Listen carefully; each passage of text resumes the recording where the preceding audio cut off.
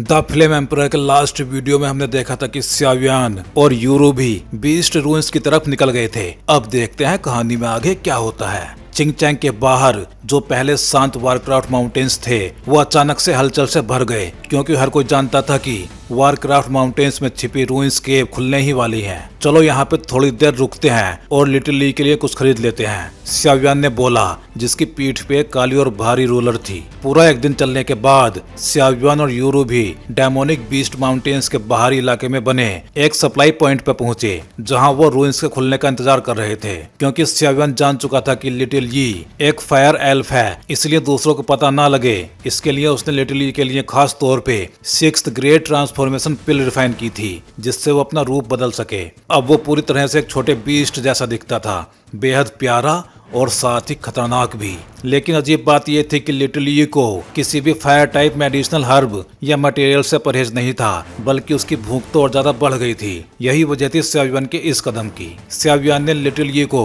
अपने कंधे से पकड़ लिया। एक इंसान और एक बीस्ट एक दूसरे की आंखों में देखने लगे। फिर स्यावियान ने बेबसी में सिर हिलाया और यूरो को कुछ निर्देश देकर दूसरे इलाके में सामान खरीदने चला गया। यह डेमोनिक बीस्ट माउंटेन्स के बाहर का एक सप्लाई पॉइंट था, जहां कई हीलिंग मेडिसिन और जरूरी चीजें खरीदी जा सकती थी। सप्लाई एरिया में स्यावियान को एक मेड मिली। उसे जो कुछ चाहिए था वो बताया और मेड ने उसे बैठ के इंतजार करने को कहा और खुद तैयारी करने चली गई। स्यावियान यहाँ पे बैठे बैठे बोर हो रहा था और अपनी बाहों में लिटिल यी को थामे हुए था, जो अभी भी अपने इल्यूजन वाले रूप से नफरत करता दिखाई दे रहा था। लेकिन इंतजार करते वक्त स्यावियान ने अचानक एक अजीब सी नजर महसूस की। उसने तुरंत भौहें सिकोड़ कर पीछे मुड़ के देखा और पल भर के लिए चौंक गया, क्योंकि उसने देखा कि उसके पीछे थोड़ी दूरी पे लंबे बालों वाली एक सुंदर लड़की बड़ी बड़ी आंखों से उसे घूर रही थी। यहाँ तक कि उसके छोटे मुंह से थोड़ा सा सलाइवा भी टपक रहा था। स्यावियान ने जब उसको ऐसा देखा तो वो उठने ही वाला था, तभी वो लड़की बहुत तेजी से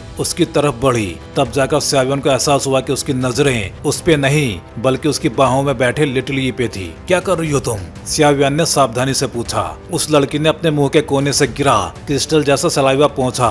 उसकी आंखों में फायर जैसी चमक थी और उसकी नाजुक आवाज ने रोंगटे खड़े कर दिए। लिटिल ब्रदर, ये छोटा बीस्ट मुझे दे दो, चाहे जितने भी पैसे मांगो, कोई भी प्राइस चलेगा। लिटिल यी को खरीदना चाहती हो? स्यावियान ने भौहें चढ़ाई, फिर गुस्से में बोला, नहीं बेचूंगा। वो जानता था कि उसकी बाहों में जो ये छोटा सा जीव है वो कितना खतरनाक है। अगर उसने गलती से भी हाँ कर दी तो ये छोटा बीस्ट उसे एक पंजे में खत्म कर देगा। उस लड़की ने जब स्यावियान का इनकार सुना तो वो घबरा गई और बोली, लिटिल ब्रदर, मुझे बेच दो। मैं तुम्हें 5 मिलियन गोल्ड कॉइन्स दूंगी, यहाँ तक कि एक इमॉर्टल रैंक फाइटिंग स्किल भी दूंगी। उसने दांत भेजते हुए लिटिल यी को घूरा।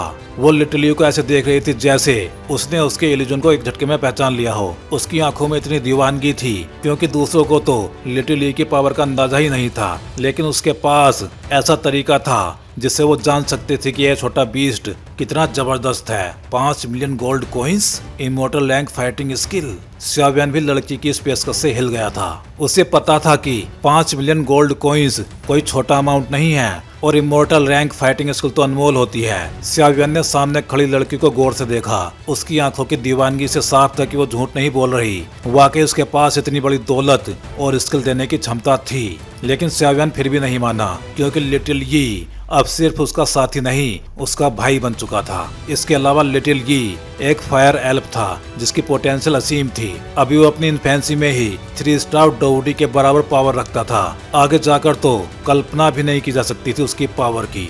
कई बार मना करने पर वो लड़की झुंझला गई। उसके सफेद माथे पर पसीना झलकने लगा। उसने नीचे अपने छोटे से हाथ को देखा जो जेड जैसा चमक रहा था। उसके पीछे एक हल्की सी लाइट पैटर्न उभरी हुई थी जो अब जलती हुई सी महसूस हो रही थी। ये लाइट पैटर्न बीस्ट की ब्लड लाइन को महसूस कर सकती थी। जितनी ज्यादा पावरफुल ब्लड लाइन होगी उतनी ही तेज ये जलन होगी। और अभी जो जलन उसको महसूस हो रही थी वो तो उसने अपने जियाओहैन के समय भी महसूस नहीं की थी। इसका मतलब था कि ये छोटा सा बीस्ट उसकी जियाओहैन, जिसमें कुछ बीस्ट ब्लड लाइन थी, उससे भी ज्यादा पावरफुल ब्लड लाइन रखता है। उसके लिए यह अट्रैक्शन बेमिसाल था। स्यावियान ने इस पैटर्न को देखा और उसको अचानक कुछ याद आया। डोजी कॉन्टिनेंट में मो फैमिली की ट्रांसप्लांट टेक्निक होती है, जिसमें वो दूसरों के अजीब अंगों या फिर शक्तियों को अपनी बॉडी में ट्रांसफर कर लेते हैं, जैसे आंखें या फिर हाथ। यह सोचते ही स्याव्यान उस लेडी की तरफ से सावधान हो गया।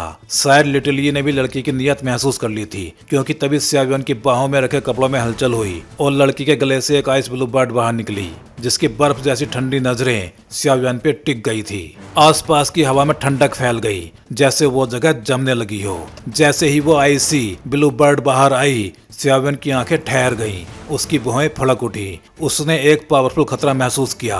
वो तुरंत सीरियस हो गया था और उस बर्ड को घूरने लगा था। फिर वो सोचता है, यह लड़की तो और भी ज्यादा खतरनाक है। लिटिल यी ने भी उस आइसी ब्लू बर्ड को देखा और उसकी आधी बंद आंखें खुल गई। उसने अपने मुंह से हल्की काली चमक छोड़ी और हल्की गुर्राहट निकाली। वो स्पष्ट रूप से उस आइस बर्ड की स्याव्यान के प्रति दुश्मनी को महसूस कर चुका था। लिटिल यी की चेतावनी पे आइसी ब्लू बर्ड थोड़ा कांप गई, कुछ देर झिझकी और फिर धीरे धीरे वापस लड़की के कपड़ों में छिप गई। वो लड़की अपने सबसे पावरफुल बीस्ट जियाओ वैन की इस हालत को देख के हक्की बक्की रह गई। उसका चेहरा मुरझा गया। उसने सोचा कि जबरदस्ती से तो बात नहीं बनेगी, तो अब उसने स्याव्यान की तरफ बेबस आंखों से देखा। स्याव्यान ने एक पल सोचा, लिटिल यी को सहलाया और फिर एंड में सिरिलाते हुए बोला, जब तुम देख ही सकती हो कि यह कितना रेयर और पावरफुल है, तो तुम खुद ही जानती हो कि यह कितना ज्यादा प्राइसलेस है। मैं इसे नहीं बेचूंगा, इसलिए दोबारा मत सोचना। इतना कह के स्याव्यान ने अपनी खरीदी हुई चीजें उठाई। अगर तुम मुझे नहीं बेचोगे तो फिर मैं तुम्हारे पीछे आऊंगी, लड़की जिद में बोली। स्याव्यान ने देखा कि वो सच में पीछे लग गई थी, तो उसने यूरो को लेकर कुछ चक्कर चलाए और किसी तरह उससे पीछा छुड़ाया। है कितना गुस्सा आ रहा है, कैसे खो दिया उसे। वो छोटा बीस्ट वाकई जबरदस्त था, लड़की ने गुस्से में पैर पटके खुद पर झुंझलाते हुए। यूरो के अनुसार चिंगचैंग के बाहर स्थित डेमोनिक बीस्ट माउंटेन्स, जिन्हें आइस एंड स्नो माउंटेन्स भी कहा जाता है, स्याव्यान ने अब तक जितने पहाड़ देखे थे उनमें सबसे भव्य और विशाल थे।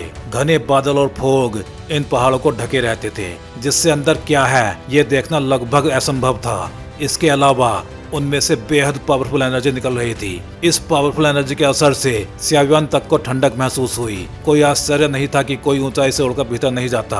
आसमान का रास्ता तो मौत का रास्ता था। ऊंचाई से नीचे देखते हुए स्याव्यान ने माउंटेन एंट्री गेट की तरफ देखा, जहां नीले काले रंग के लोगों का समुद्र फैला हुआ था। इतनी भीड़ देख के स्याव्यान के रोंगटे खड़े हो गए। उसे पता था कि इतने सारे लोगों में से किसी एक को मौका मिलना लगभग इम्पॉसिबल है। हल्की मुस्कान के साथ स्याव्यान ने यूरो और लिटिल यी को लेके एक सुनसान जगह चुनी और फिर कूदकर पेड़ों की चोटियों को ऊपर उतरा।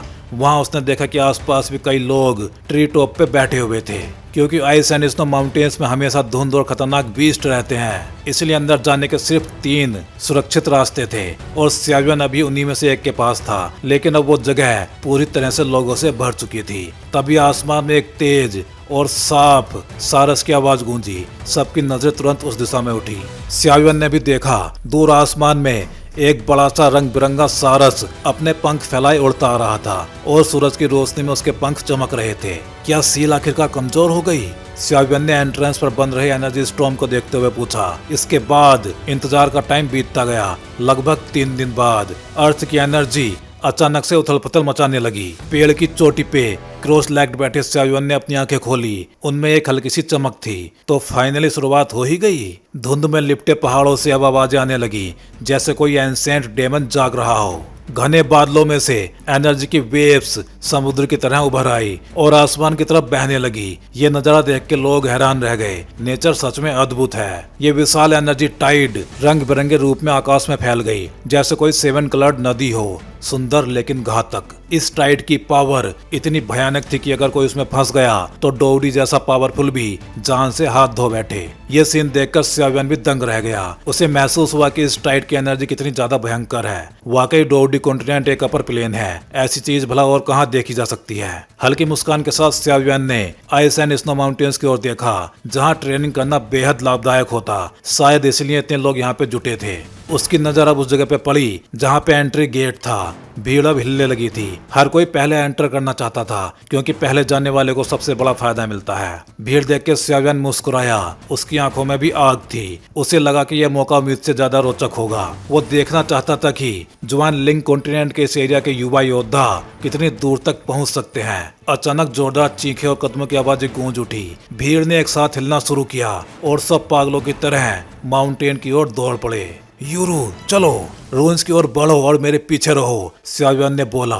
चांस की कोई जल्दी नहीं, ये जितनी बड़ी अपॉर्चुनिटी है उतनी ही जानलेवा भी है। यूरू ने श्रेय लाया, अब सब कुछ तुम्हारे हिसाब से ही होगा। और इसी तरह आइस एंड स्नो माउंटेन्स के बाहरी एरिया में अफरा तफरी मच गई, क्योंकि सबको पता था अगर देर हुई तो ग्रेट अपॉर्चुनिटी हमेशा के लिए हाथ से निकल जाएगी। हेवन और अर्थ के बीच किसे क्या मिलेगा, ये अब उसी ग्रेट फॉर्चून पर डिपेंड था, और शायद इसी में छिपा था जुआन लिंग रॉयल फैमिली का रहस्य।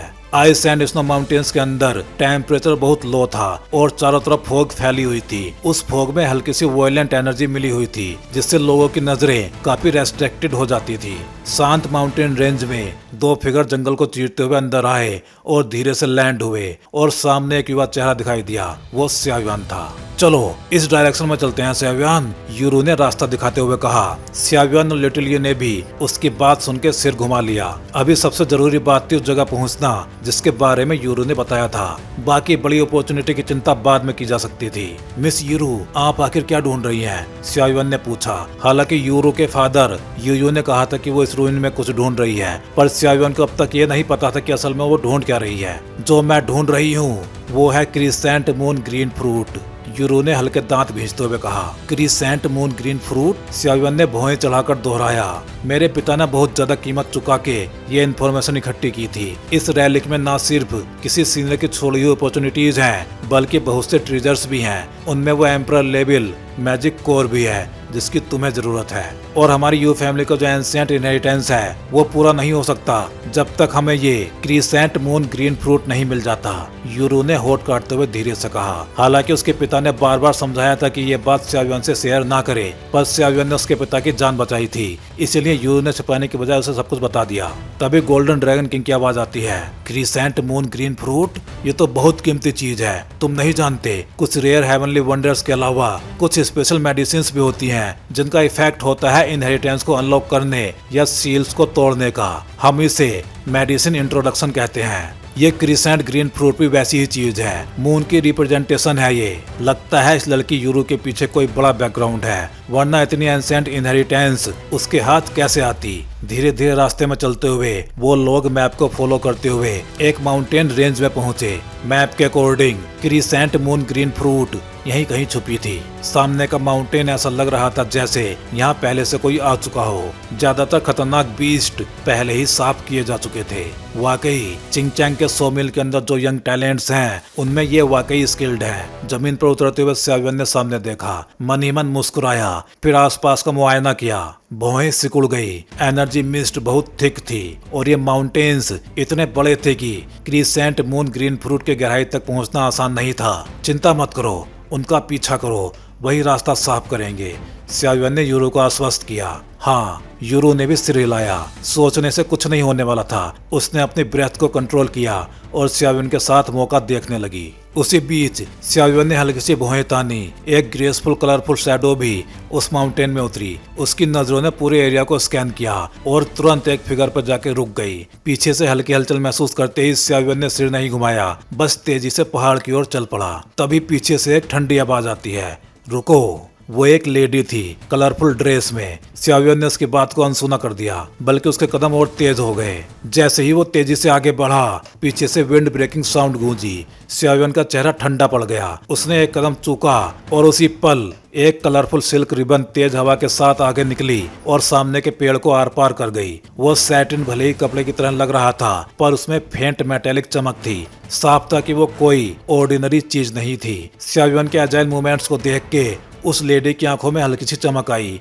उसने अपनी जेट जैसी उंगलियां हिलाई और एक कलरफुल सिल्क उसकी स्लीव से निकल के हवा में सांप की तरह लहराती हुई सियावियान को जकड़ने लगी। बार बार इस तरह के एंटेंगलमेंट को देख के सियावियान को गुस्सा आने लगा। उसने पलटकर अपनी बाह को बिजली की तरह बढ़ाया और उस सिल्क को पकड़ लिया।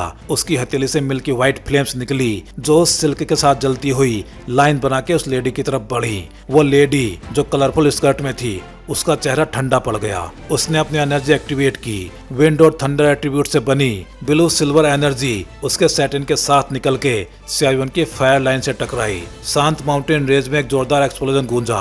दोनों एनर्जीज की टक्कर से जो शॉकवेव निकली उसने आसपास के डेंस फॉग को हटा दिया और जमीन पे आधे मीटर गहरा गड्ढा बन गया। अब बहुत से लोग जो माउंटेन में घुस आए थे वो शोर सुनकर दौड़े चले आए। जब उन्होंने देखा कि लड़ने वाली लड़की कोई और नहीं बल्कि मिस फेंग यी है तो सब हैरान रह गए। उनकी नजर सियावियन पे टिक गई। जो भी इस लड़की से लड़ सकता है वो साधारण इंसान तो हो ही नहीं सकता।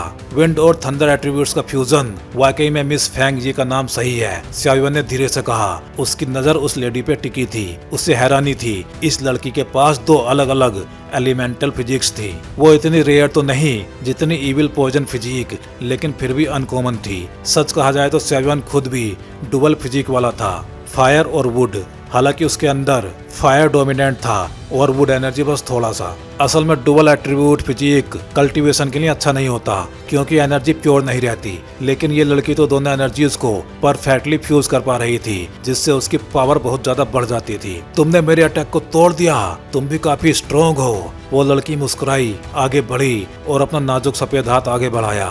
बाहर निकलो तो दोस्त की जरूरत पड़ती है, एक दोस्त बना लो। मेरा नाम फेंग यी है। ये सुन के आसपास के लोग हैरान रह गए क्योंकि वो जानते थे कि फैंगली सिटी की एरोगेंट मिस कभी किसी से ऐसे बात नहीं करती। हेलो, मेरा नाम सियावियन है। सियावियन ने भी हाथ आगे बढ़ाया।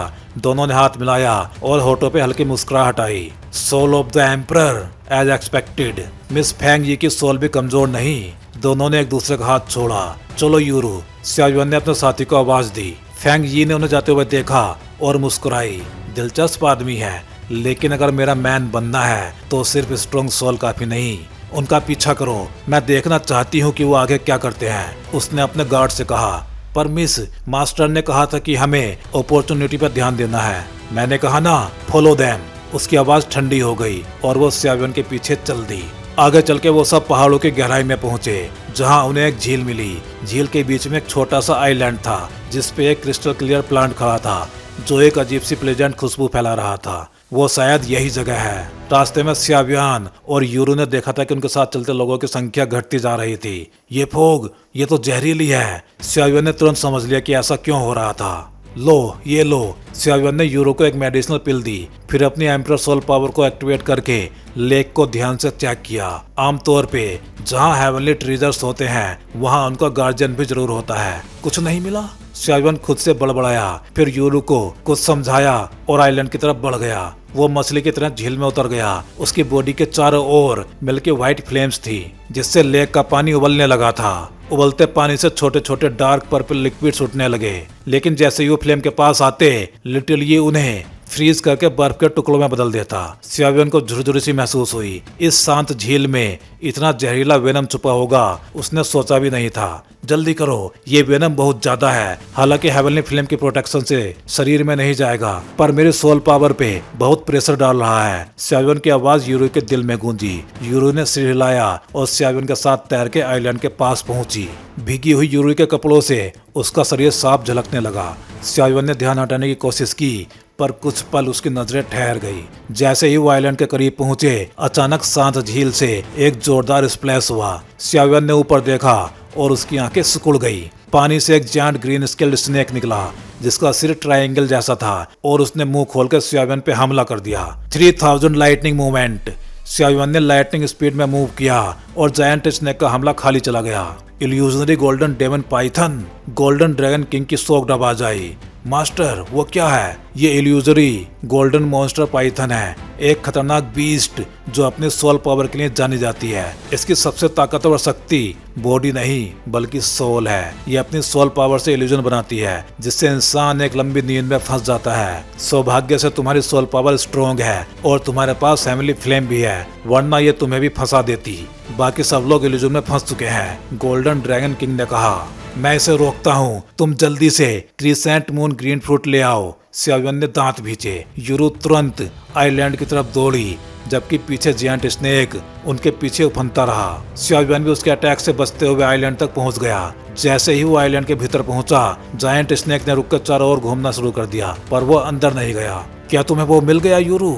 सियावियन ने पूछा। ये यूरो ने सामने देखा। एक क्रिस्टल ट्री पे कुछ गोल फलों को देखती रही। ये तो वैसा नहीं दिखाई दे रहा जैसा फादर ने बताया था। क्या ये म्यूटेटेड वर्जन है? रास्ता दिखाने के लिए थैंक यू। तभी एक ठंडी हंसी हवा में गूंजी और अचानक वो सारे फल किसी ने झपट लिए। ध्यान से देखने पे एक पेल चेहरे वाला बंदा दिखाई दिया जिसकी आंखें राख जैसी ग्रे थी और बॉडी डेड एनर्जी से लिपटी हुई थी। फेयरवेल, फिर जल्दी ही मिलेंगे, ये कहते ही वो गायब हो गया। सियावियन का चेहरा सीरियस हो गया। उसने उसकी पावर को महसूस किया था। वो पीछे से एंशिएंट रोलर निकालने ही वाला था कि यूरो ने उसका हाथ थाम लिया। वो जो उसने लिया वो क्रिसेंट मून ग्रीन फ्रूट नहीं था। हैं? सियावियन भी थोड़ा चौंक गया। फिर उसने सामने खड़ी यूरो की ओर देखा। मुझे लगता है कि असली क्रिसेंट मून ग्रीन फ्रूट अभी भी इसी झील के अंदर ही है, यूरो ने सोचते हुए कहा। मास्टर, अब हमें क्या करना चाहिए? सियावियन ने भी थोड़ा घबराते हुए पूछा। ओह, तुम्हारा ब्लड, अपना एक बूंद ब्लड निकालो और उसे इल्यूजनरी गोल्डन मॉन्स्टर पाइथन की ओर फेंको। जल्दी करो। गोल्डन ड्रैगन किंग की हड़बड़ाई हुई आवाज रिंग से आई। सियावियन भी कोई देर करने वाला नहीं था। उसने दांत भींचे, अपनी उंगली काटी और एक लाल चमकता खून का कतरा उस इल्यूजनरी गोल्डन मॉन्स्टर पाइथन की ओर फेंक दिया।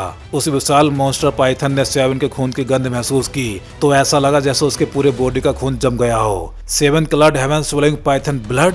इल्यूजनरी गोल्डन मॉन्स्टर पाइथन तुरंत ही सियावियन के सामने झुक गया क्योंकि उसने साफ साफ उस इंसान के अंदर के ऑरा को महसूस किया था।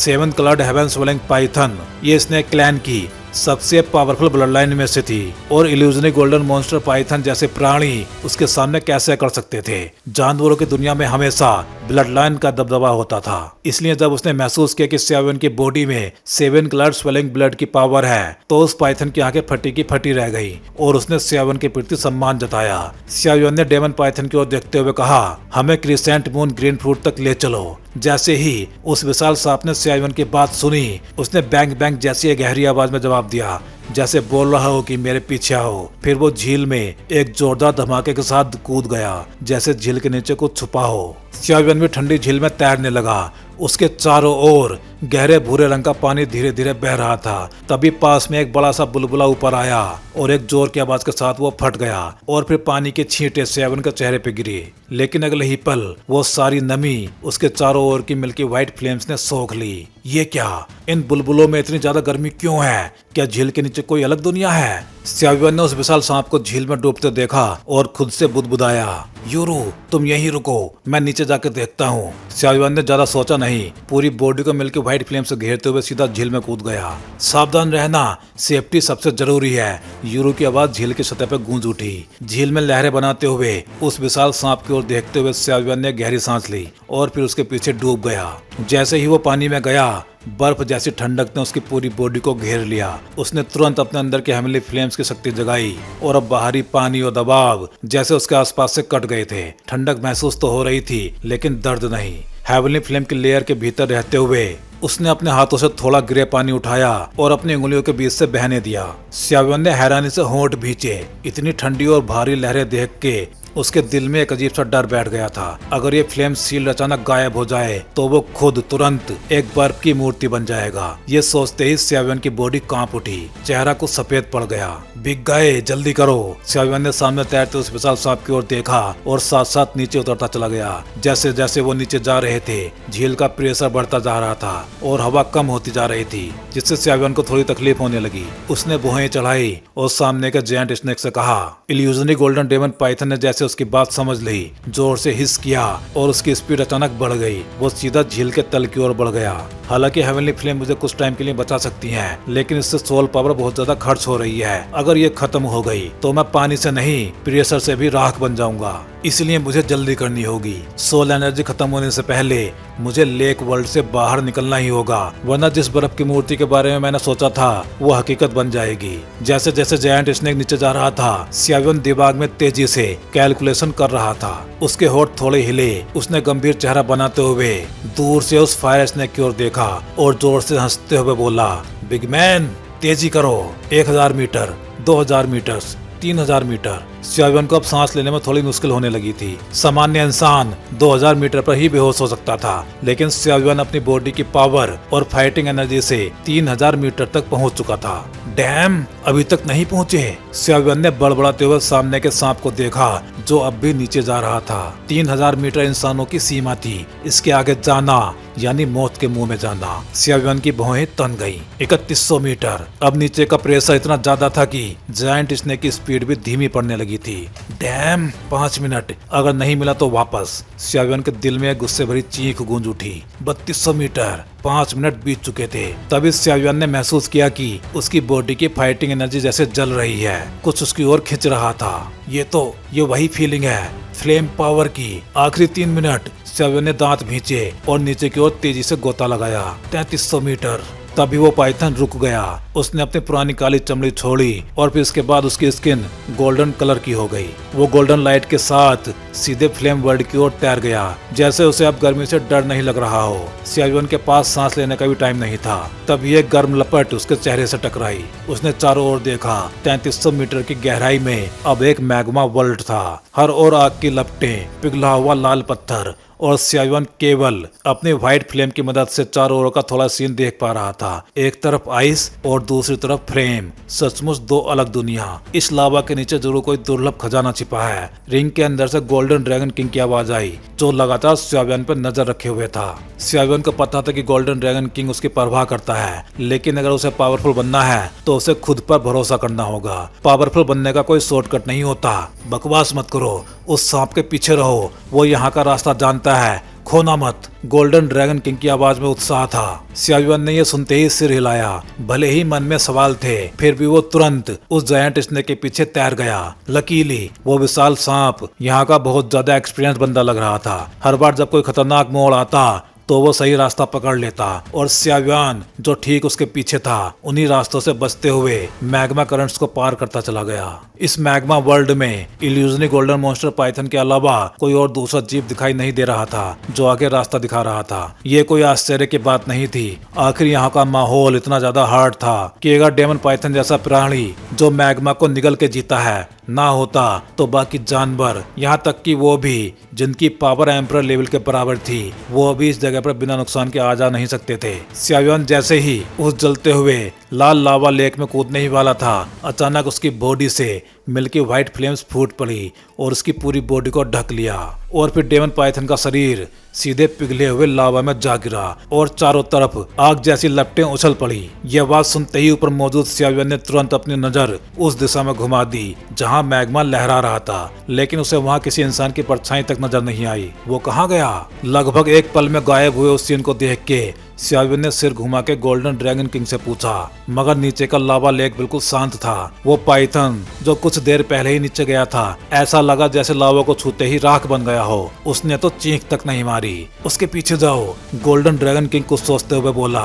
सियावियन ने भी उसकी बात सुनी और तुरंत अपनी सोल पावर से हेवनली फ्लेम को अपने चारों ओर फैला दिया। बिना कोई हिचकिचाहट वो सीधा उस जगह की ओर कूद गया जहां वो पाइथन अभी अभी गायब हुआ था। शुरुआत में टेम्परेचर वाकई बहुत ज्यादा था। अगर सियावियन के पास हेवनली फ्लेम से बनी बॉडी की प्रोटेक्शन ना होती तो शायद वो 1 मिनट भी जिंदा नहीं रह पाता। मैग्मा में तैरते हुए सियावियन ने अपने चारों ओर बहते लाल पिघले पत्थर को देख के हैरानी से कहा। तभी उसके बगल में एक बड़ा बुलबुला उठा और बैंग की आवाज के साथ फट गया। कुछ मैग्मा उसके चेहरे पे आ गिरा, मगर अगले ही पल वो मिल्की व्हाइट फ्लेम की परत में समा गया। सियावियन ने पाइथन के रास्ते का पीछा करते हुए कुछ मिनट तक तैराई की और फिर उसके सामने एक इंडिपेंडेंट स्पेस आ गया। इस अंडरग्राउंड वर्ल्ड में तो एक रहस्य छिपा हुआ है। सियावियन ने सामने नजर गड़ाकर आश्चर्य से देखा। उसके सामने जो सीन था वो अब मोल्टन लावा की गर्मी वाला नहीं था, बल्कि एक छोटा डेड वर्ल्ड था। धीमे धीमे गिरती पानी की बूंदों की आवाज और कहीं ना खत्म होने वाली सीढ़ियां, ये सब देखकर किसी के भी रोंगटे खड़े हो जाएं। वो पाइथन भी बिना पीछे देखे दौड़ के भाग गया, मानो यहाँ सियावियन की मौजूदगी ही उसके लिए घातक खतरा हो। मास्टर, ये क्या जगह है? सियावियन ने चिंता से पूछा। चलो, यही वो जगह है, गोल्डन ड्रैगन किंग ने शांत आवाज में कहा। सियावियन ने अपनी पीठ पे एंशिएंट रूलर संभाला और उसके कंधे पे गोल्डन ड्रैगन किंग की सोल खड़ी थी। दोनों धीरे धीरे सीढ़ियां चढ़ने लगे।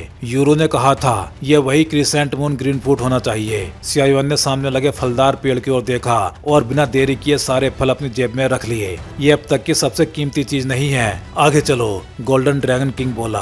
कदम दर कदम, मिनट दर मिनट, धीरे धीरे सफेद रोशनी ने इस गिरे सन्नाटे को ढक लिया। सियावियन ने शांत चेहरे से आगे देखा और उसे उस व्हाइट लाइट के बीच एक गुलाबी फूल धीरे धीरे दिखाई दिया। Colourful healing flowers. जैसे इस सेवन की नजर उस नीले रंग की चमकती कली पर पड़ी, गोल्डन ड्रैगन किंग की उत्साह भरी आवाज उसके दिल में गूंज उठी। Colourful healing flower. कहा जाता है कि ये फूल केवल संसार के सबसे पवित्र स्थानों पर ही जन्म लेते हैं। सिर्फ वही इंसान जिनका दिल पवित्र हो और जिनकी नसों में एंजल क्लैन का खून बहता हो, वही इसे वश में कर सकते हैं। कलरफुल फ्लावर 7 रंगों में बटा होता है। ऐसा कहा जाता है कि ये एंजल क्लैन का एक दिव्य खजाना है। अगर कोई इसके 7 रंगों को पूरी तरह साध ले तो वो लाइफ और डेथ दोनों को कंट्रोल कर सकता है। हालांकि ये सच है या नहीं कोई नहीं जानता। गोल्डन ड्रैगन किंग ने उस गुलाबी फूल को देखते हुए कहा, मास्टर, क्या हमने वो पा लिया? सियाव्यान ने एक्साइटेड होकर कहा। उसे विश्वास नहीं हो रहा था कि इतनी कीमती चीज इतनी आसानी से मिल जाएगी। हाँ, शायद मैंने नहीं सोचा था कि ये हमें यहाँ मिलेगा। ये भी एक तरह की किस्मत ही है। गोल्डन ड्रैगन किंग की आंखों में हल्की सी मुस्कान आई। चलो पास से देखते हैं। सियाव्यान ने गहरी सांस ली, अपना उत्साह दबाया और आगे बढ़ा। उसने गोल्डन ड्रैगन किंग की बातों पर ज्यादा ध्यान नहीं दिया था। चलो मैं आसपास के माहौल पर नजर रखता हूँ, गोल्डन ड्रैगन किंग ने सावधानी से कहा। जैसे जैसे सियाव्यान की बॉडी उस प्योर व्हाइट लाइट के करीब आती गई, उसने महसूस किया कि उसके चारों ओर का तापमान अचानक बढ़ने लगा। उसने अपने सूखे होंठ दबाए, दांत भींचे और पैरों से जोर लगाया। अब उसकी बॉडी पूरी तरह उस व्हाइट लाइट में समा गई थी। लेकिन जैसे ही वो रोशनी के अंदर गया, उम्मीद के मुताबिक कोई जलन या तेज गर्मी नहीं आई, बल्कि उसकी बॉडी का टेम्परेचर धीरे धीरे कम होने लगा और उसकी डिप्लीटेड फाइटिंग ची और सोल पावर मानो उस व्हाइट लाइट में एंटर करते ही